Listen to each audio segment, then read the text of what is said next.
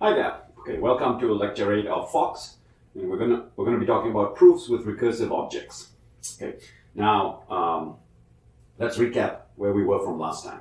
Okay. So we've talked about recursion. So we've introduced recursion, recursive programs, recursive sets, and recursive structures. In particular, the rooted binary tree, recursive definitions of sets like the natural numbers. So recursion is a very important, powerful technique, but you have to be careful with it. And one of the ways to be careful with recursion is to always prove that your recursion or your recursive set does what you expect it to do, does what you intended it to do.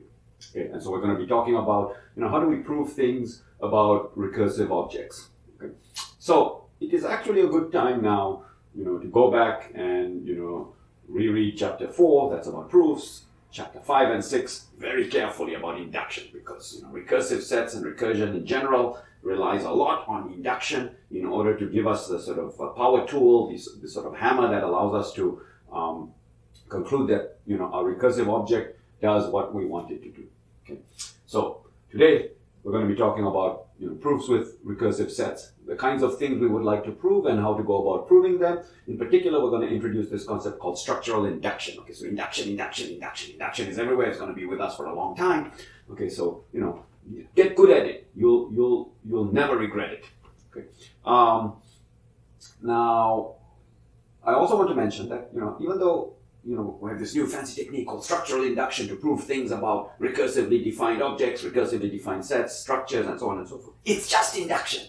Actually, it's a form of strong induction in disguise. But it's convenient to have, sort of a reformulation, a summary of how strong induction is applied to recursive objects, and we call this method structural induction. But it is just induction. There's only induction. Induction is the king. Okay. We'll also, prove one or two things about rooted binary trees, and to do so, we will use this technique called structural induction. Okay. So, as usual with all things math, let's go to the board. Okay, so let's start with a basic recursive set and see, what kinds of questions would we like to ask of such recursive sets. Okay, so I'm going to define a set A, okay, recursively. So, A, is a recursive set. And as usual, I'm going to tell you something that's in A, so the base case. So let us suppose that, 0 is in A. So this is the base case. So a little bit of review. So this means we can start constructing our set A. It has 0. Okay. And now I'm going to tell you how to construct new elements, so the constructor case. Okay.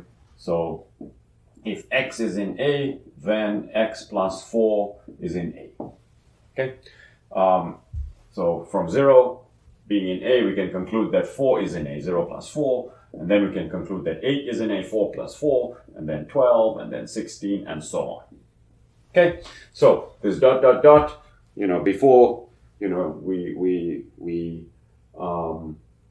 sort of frowned upon it. Now we have a formal definition of this set. Earlier on we saw that there are ways to define sets with variables. Okay, so here's a new way to define sets, recursive definitions of sets. Okay, and always there's the minimality clause. Nothing else is in A. Okay. So questions that we might like to ask of this set A. So question 1.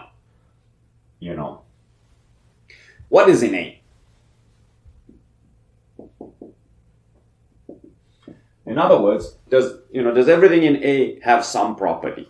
Okay. And so for example, if something is in A, is it necessarily even? So x is in A implies, x is even. Okay. So this is one thing we might like to know. So this is basically asking the question, what is in A? Does everything in A have some property? In particular, if you're in A, are you even? Okay. And in this case, just by inspection, you can see that this is true. Okay, so what is in A? Anything that's in A is even. Another kind of question might be, okay, so we've sort of understood that,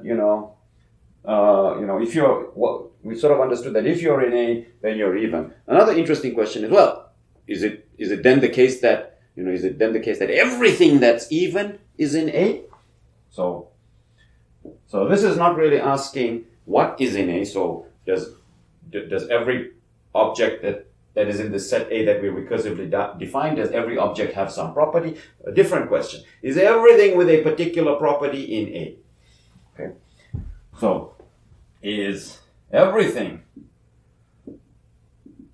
with some property in A? So what we're asking here is a question of the form. For example, we could ask, so we know that everything in A is even. Is everything that's even in A? So if X is even, then is X in A? Does that imply that X is in A? So this is, okay.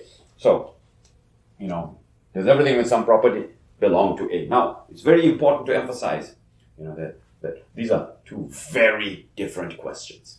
Okay. Here we're asking about what's in A. Here we're asking about all objects with a certain property. So we're defining some set in another way by the set of objects with some property, and we're asking whether all of those are contained in A. Now, to emphasize the difference, let me give you an example from, the real world. So every leopard has 4 legs.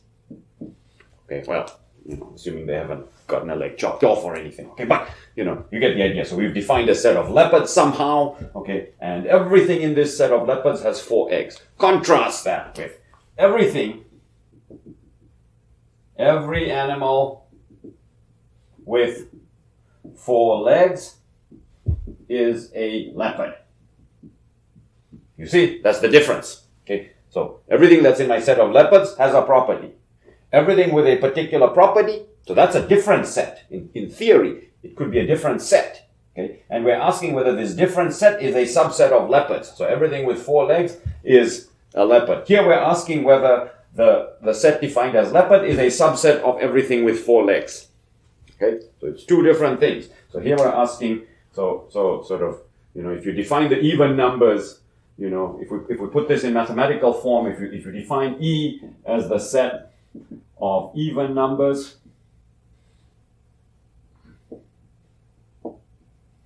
okay, here we're asking the question, is A subset of E?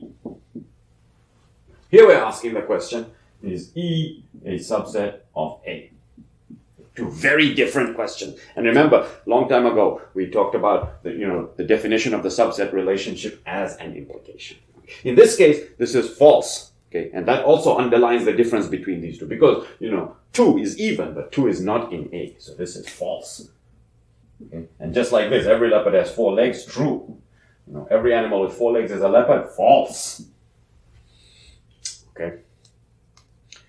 So, 2 types of questions we might like to ask about a recursively defined set. Okay, and we're going to focus a little bit on structural induction. Okay, and structural induction is a method for proving the first question, proving your answer to the first question. Okay, so in this case, we say it's true that everything in A is even, but how do we prove it? Okay, so here we can use structural induction. The method for proving this first kind of question. What is in A? Answering the question, what is in A?